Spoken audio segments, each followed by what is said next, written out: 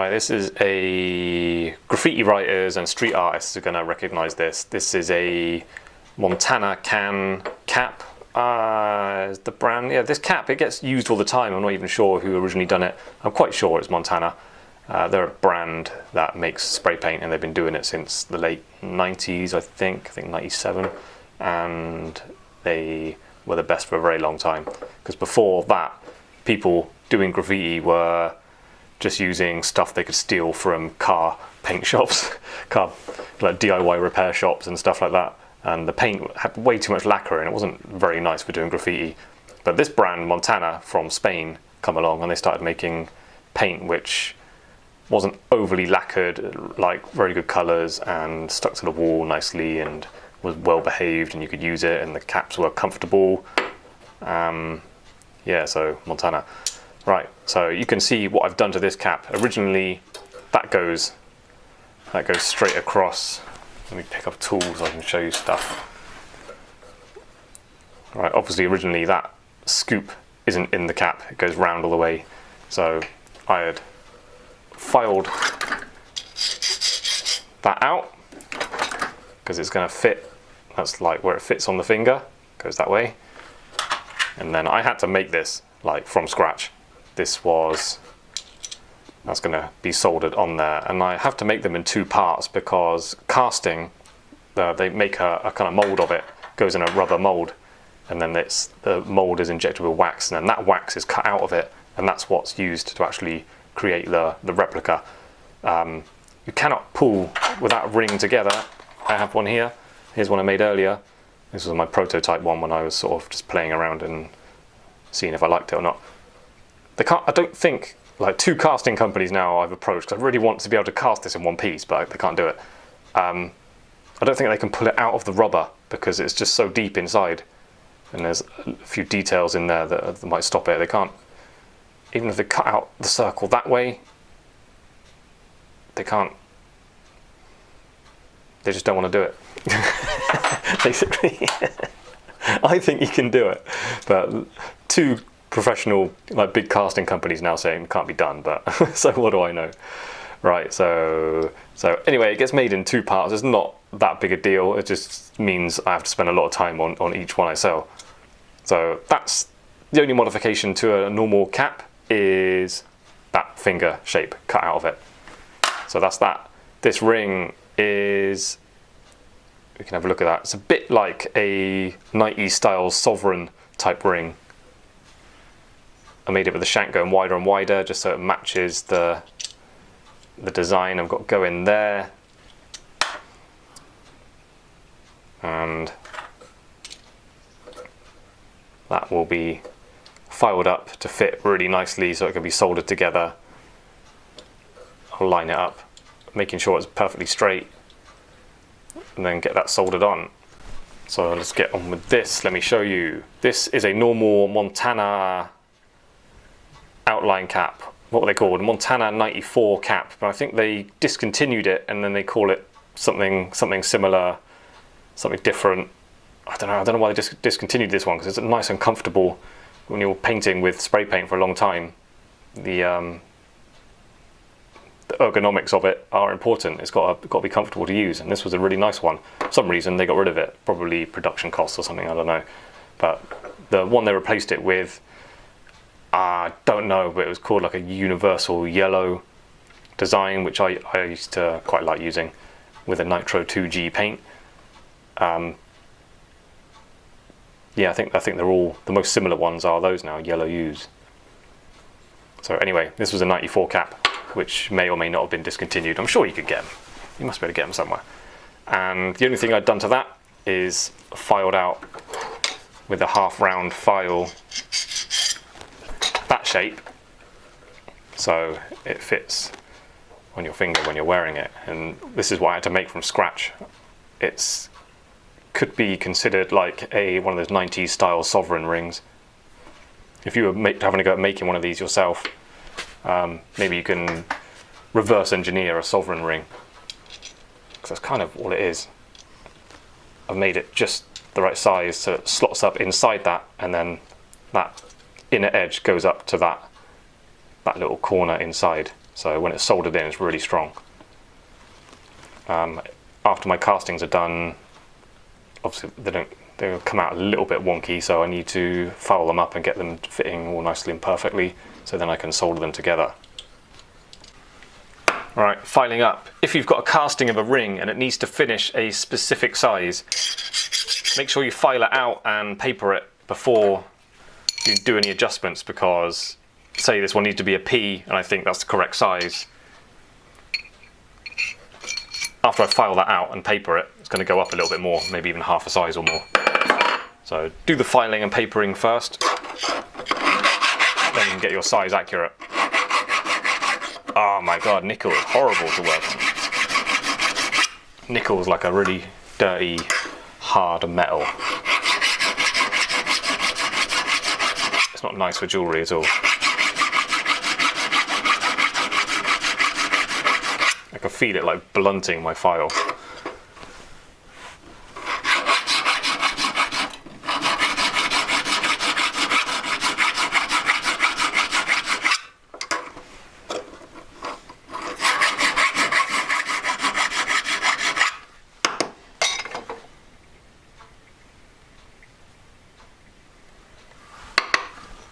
Right, after filing, get it on a ring stick, and then I will give it a tap to make sure it's perfectly round. Nothing worse than someone making a ring and it's not perfectly round. And do it with a metal hammer, not your rawhide mallet. You can just throw that in the bin because you very rarely need to use it. Difference is, if I start banging that with a rawhide mallet, what it's doing is kind of stretching the ring up the stick. So it's almost like a way of sizing a ring. But with a metal hammer, when I hit it there, it's just pushing that spot down. So it's actually, I know you get little flat spots here, but that damage is minor compared to having the ring stretch up bigger than you need it and then having to size it down. That's far more brutal thing.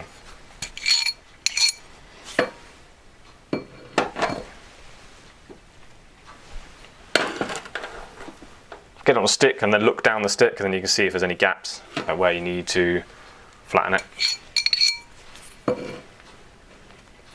Not too bad.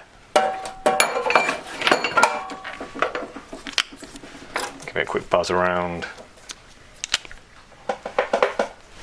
Turn this on.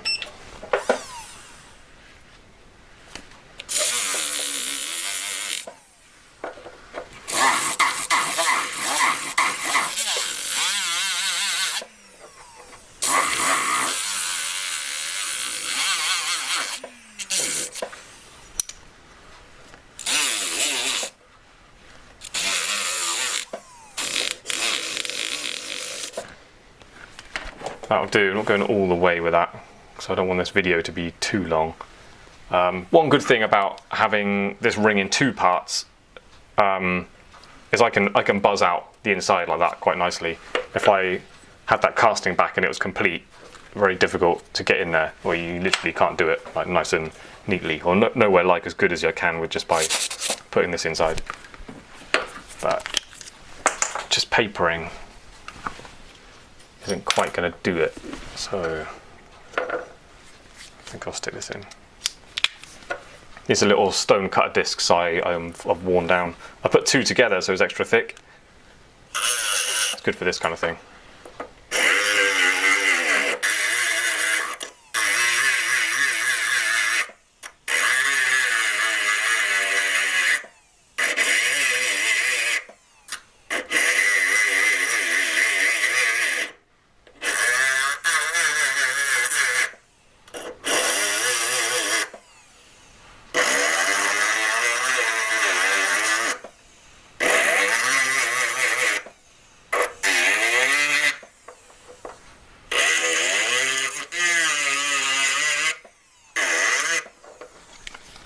I think that's enough to now put my paper whizzer in. I'm sure this has a proper name, but I can't get past just calling it a whizzer. An abrasive cylinder phrase. paper.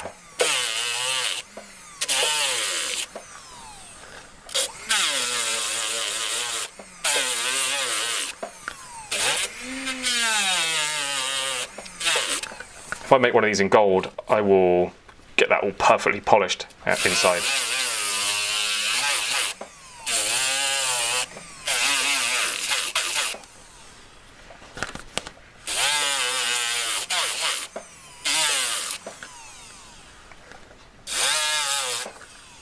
When I've advertised these on Facebook or just shown like graffiti groups, like the finished rings, there's always loads of comments about how much I charge. Like it's so expensive. So maybe with this video you can appreciate how much work goes into each one.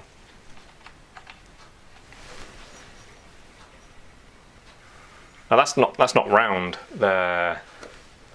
It's not round enough. So I've got to find a way to get that round. I think this is just about big enough. I've got these ball. This is common in the jewellery trade. Use this kind of thing. You can dome stuff, dome in punch. So I would have just found one of those that would just fit in. Now obviously I can't put that on the ring stick and put that in because the spike has got to go somewhere. So I'm going to think of something clever, like put it in a ring clamp.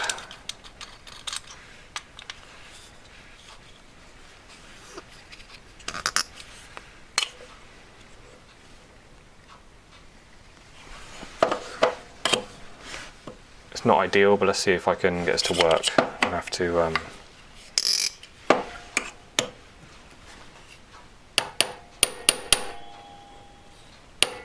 again with a metal hammer, it's more of a shock to the piece you're hitting when this is solid.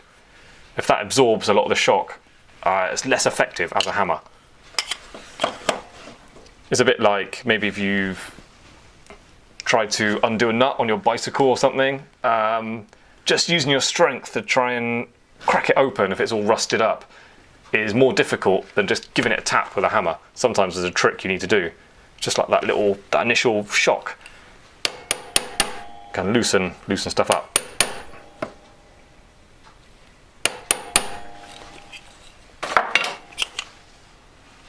I think it's rounded off okay.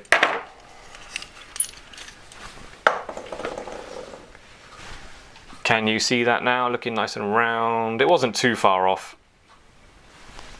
Just needed a tap.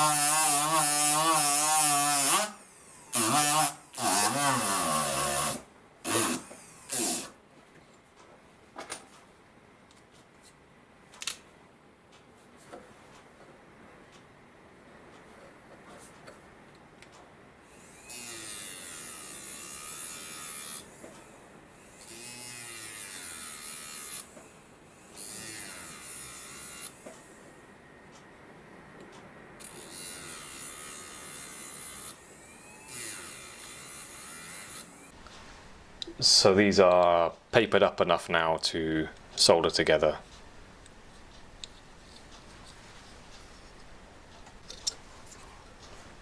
The bottom half, the shank, the band. Nice and sharp. These are nice and straight. It's all symmetrical. It's nice and round. It's nice and round that way for the finger. Just the sides haven't really done that much. And this one's buffed up all over, gone around it. Like I said before, decided to leave that little bit in there as it is. This is going to have more work done to it, but that's how much I clean up my bits before soldering together. I mean, there's no reason why you couldn't just solder that together first and then start buffing it up. But I like them separate before I paper them because it's not perfectly flat as it goes there, which I like when it's finished. There's a bit of a tiny step, so because I leave that line there, so I actually like that as a design feature. So if I solder together, I can only file that flush, which isn't a problem, but this is how I decide to do it. I think I can just do a better job cleaning them up individually than I can with them together. Right, it's my soldering block. I'm using this paste, which I mentioned in another video on my channel. This is that ceiling tile stuff, mashed up, mixed with water. Good stuff. Didn't do it this way last time I made one of these.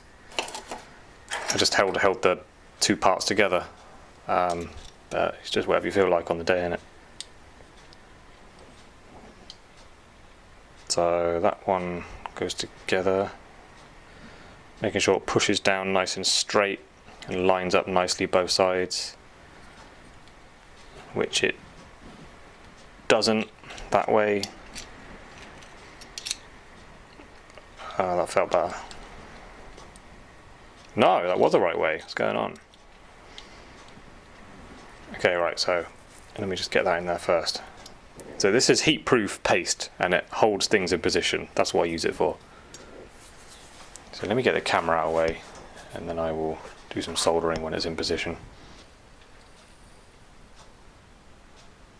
And this is quite gappy and horrible, really. I'm going to have to put loads of solder on. Don't remember the other one being as bad as this.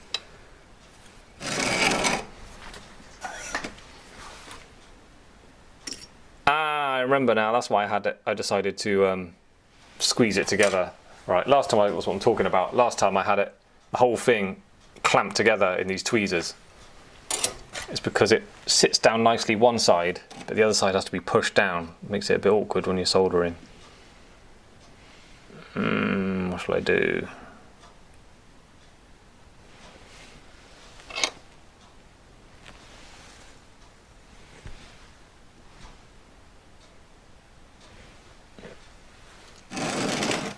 Alright, I'm going to tack it. I'm going to tack it one side and fiddle about with it. Because it's not far from being good.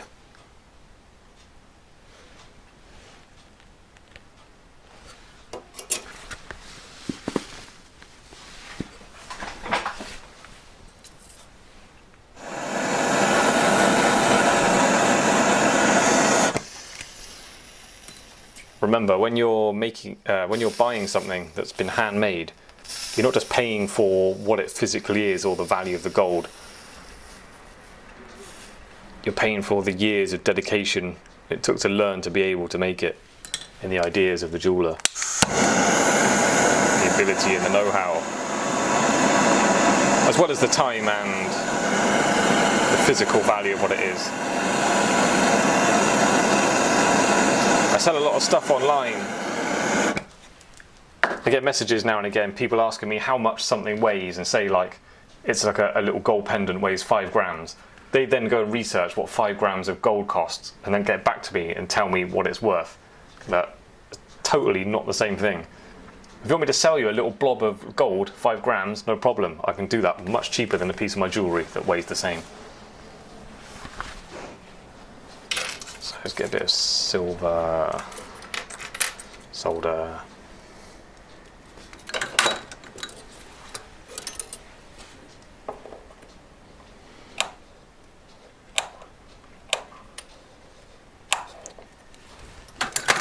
This is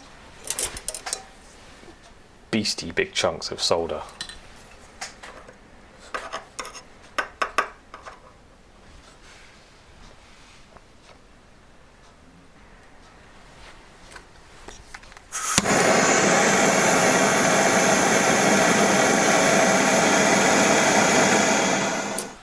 This is soldered up now. That's what I call tacked on, just in one corner. So I'll let it cool down, and then I may be able to just squeeze it into position a little bit, because there's a bit of springiness.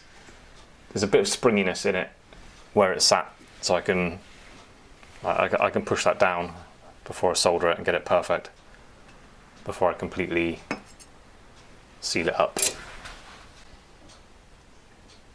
So this is exactly the same as last time. I remember putting it down to soldering it, not liking how each side was uneven, and then for my next solder I had it clamped in tweezers just so I could get it exactly the position I wanted, and then get it soldered up nice and tight, both sides.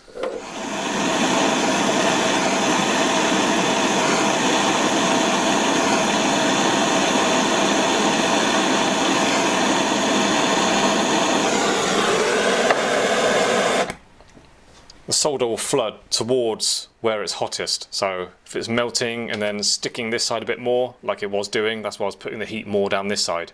And I get the top half hot, and then as the solder melted, it drew into the gap where I wanted it to. It's now just filing up all that soldering. It still took a lot of solder because it floods in a lot. There was a lot of space around there. I'm not too concerned with it going across that line. As you can see, it's sort of touched the edge, but not gone right across, but that's not a problem. I'm actually gonna, I like that gap, that's like a design feature. I'm actually gonna open it up where the solder flooded with a saw blade. So now it's filing this up a little bit more.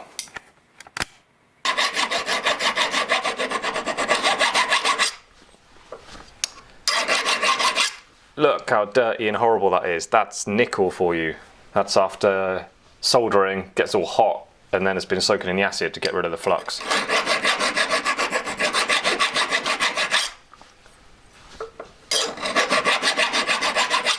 When I was at college years ago, they used to give us nickel to work on.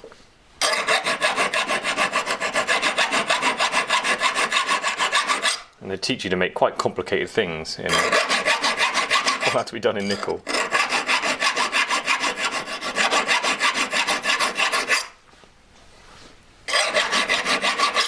Silver is a nice cheap metal to buy just in its raw state, so if you're looking to start making jewellery,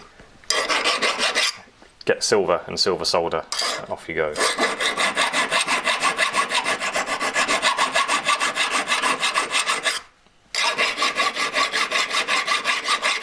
See, I've got this motion going.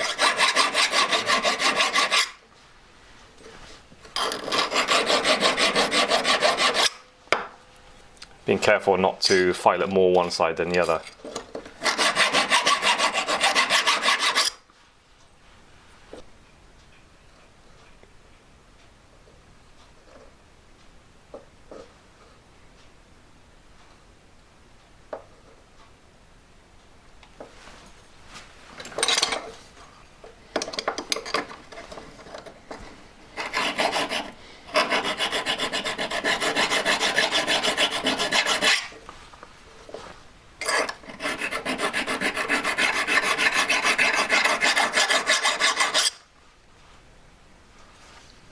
This is already smooth around that inside bit, so I don't have to file that. I'll just papering will be enough.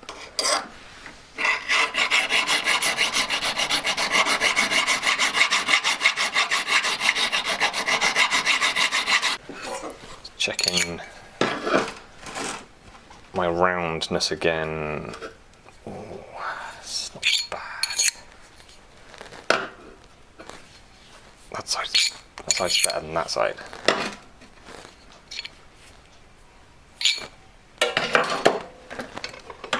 Filed it a little bit of this corner.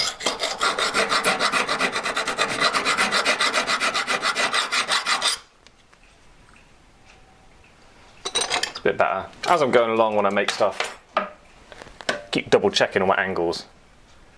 So put my saw blade over the center. I want that directly in the middle. Yeah, that's good. It'd be a shame if that was twisted.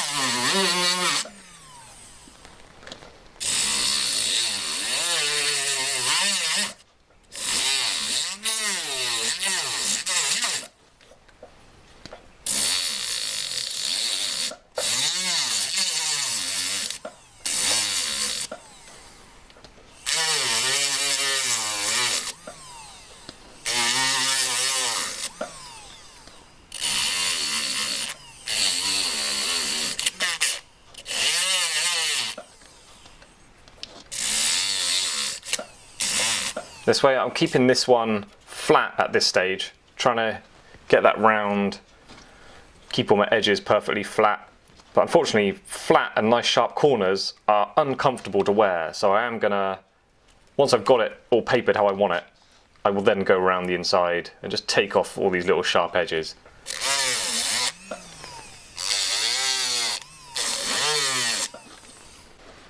So now I've buzzed around the inside. I want to fix up where that solder flooded on the outside, which is not ideal, but it's not too bad, I guess. So I've got to carefully get rid of that, which means some accurate filings. I can't dig into it and then start buffing that, because then I don't want that dipping down or showing. This is flat, so it's very unforgiving. If you put any nicks in it or anything, you can't file it down because it just shows, because it's going to be flat all the way around until the bit you've worked on, and you'll be able to see a little dip. So not necessarily difficult to fix, but you just gotta be a bit careful.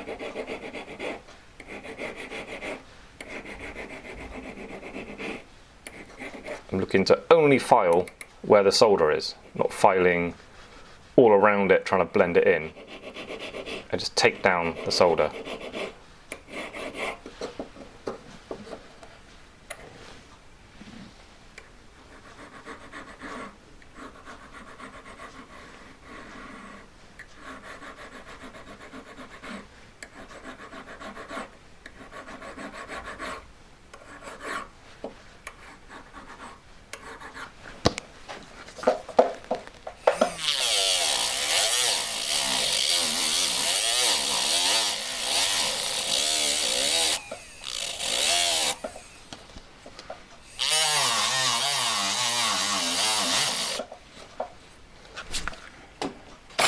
See that? It's not too bad.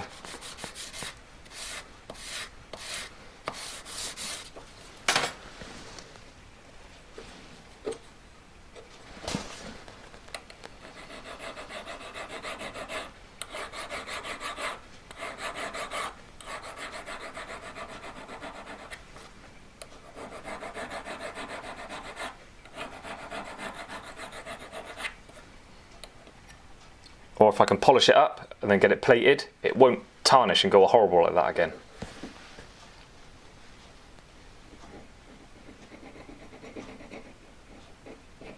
Or you might like it tarnishing. There's something cool about metal that changes.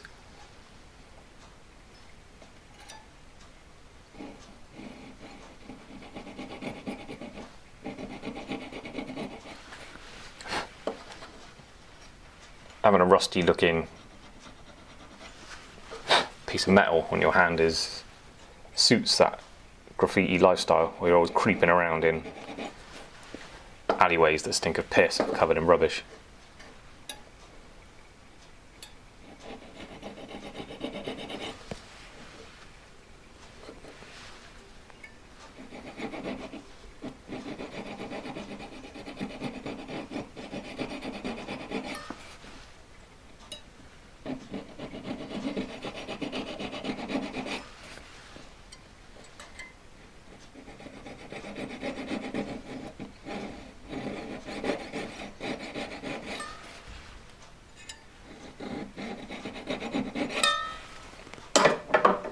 is this fixed now?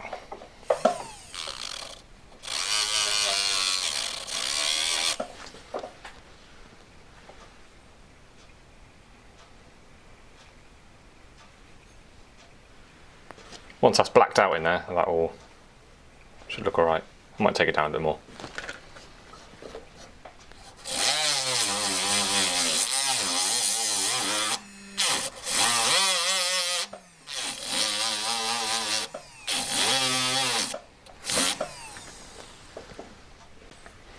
Let's just buff over it.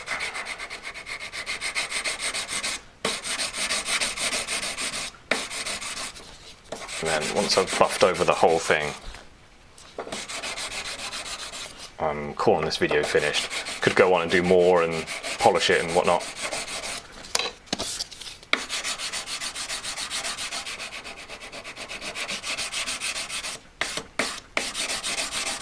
Come on.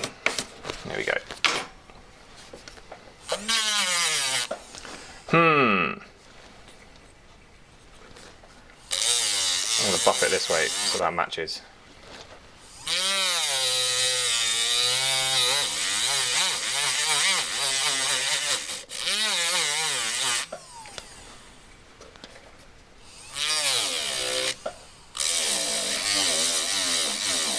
Doing these in precious metal, you've got so many options of what you can do. You could have a big diamond there, you could have stones going around the outside, polished, matte finish, different colour golds. You could have like white gold or rose gold. Mix and match.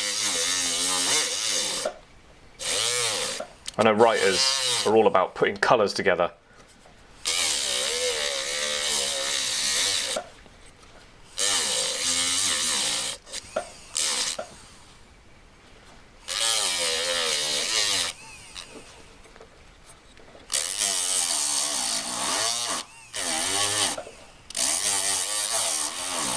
Those that do pieces anyway.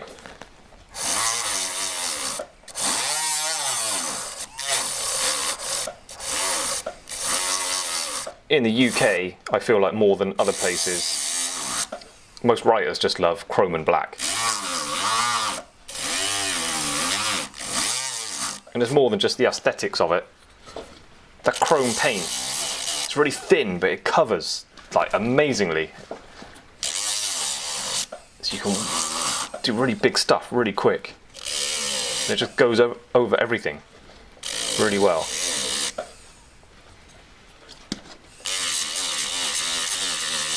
That's why I liked the Nitro 2G Black, because the chrome paint could be quite wet and just freshly painted on a wall or whatever, and then that Nitro 2G Black would go over it really well.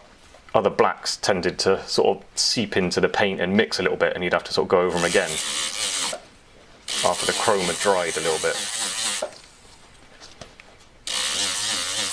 I don't know why the chrome paint is different to other paints. I wish all paint was like that. Just really thin, really fast, and covers everything like amazingly.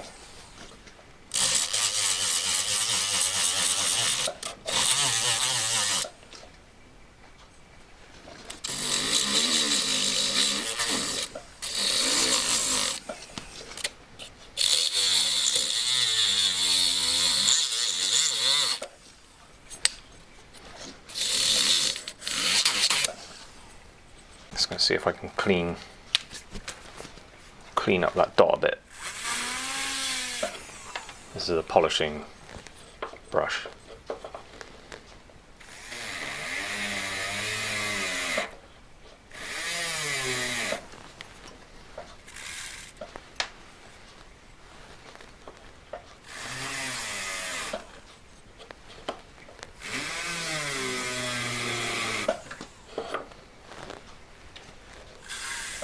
This will just polish metal, doesn't really cut into it, which is what I want. I don't want to change that sort of rough surface of this.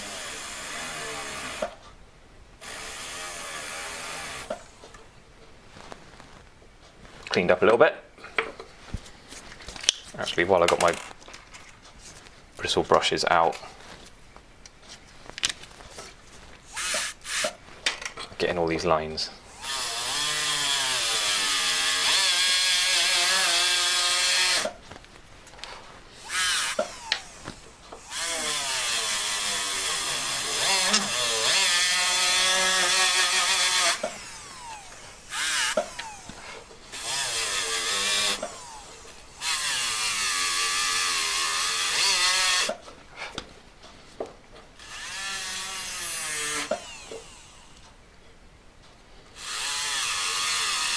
Don't really want that polished.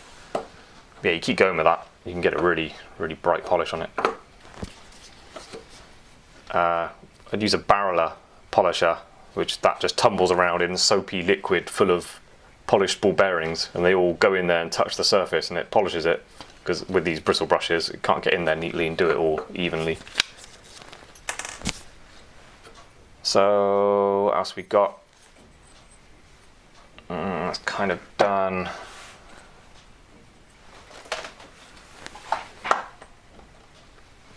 Alright. That needs ultrasonic cleaning now because of that bit of polish, but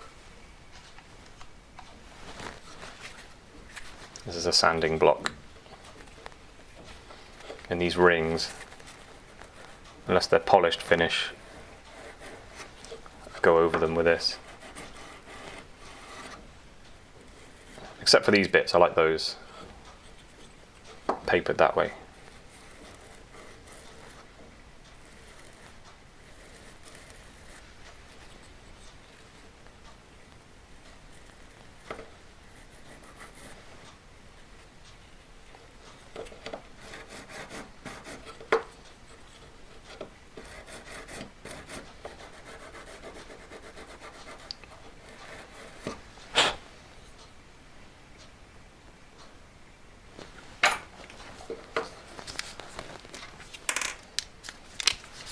So just freshen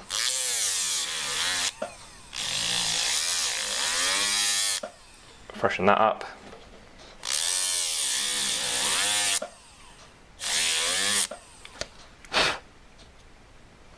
I'll tell you what we're going to do, one last thing. Where's my paper disc? Just touch this edge.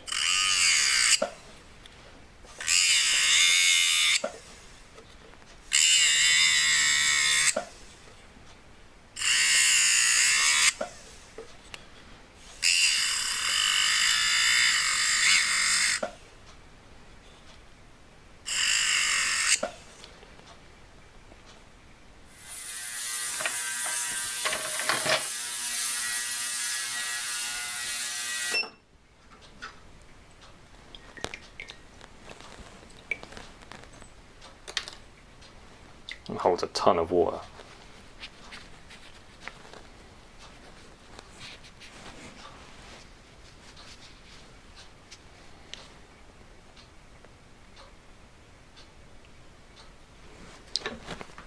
For this video, this is kind of done. So for this video, this ring is finished. It needs more work, like there. I'd cut that much deeper so that line looks the same straight across. Get that side, that needs a bit of work on that corner. I'd cut into the whole thing anyway, make sure it's all nice and even all the way across. Work on that a bit more. That needs tidying up a bit, still a bit dirty inside there. Looking inside, all these edges are not a problem, but they're a little bit uncomfortable on the finger, like that corner is really sharp, so I just round that off slightly. It won't look hardly different at all, but it will just feel so much more comfortable. You can see how dirty that gets inside. That's just a characteristic of nickel when it's getting hot, going in the acid. Just oxidizing where it's wet, can't dry it out properly there. It's a horrible metal. But like I say, this ring was just put together for this video, so you can see all the process involved to create one. There you go, Montana 94 cap ring. I think, don't quote me on this, I think they've been discontinued. It was known as a 94 cap, to me anyway, because when you bought a 94 can, they always had this cap on. And they're really nice, really comfortable to use. I don't know why they discontinued it. Et voila.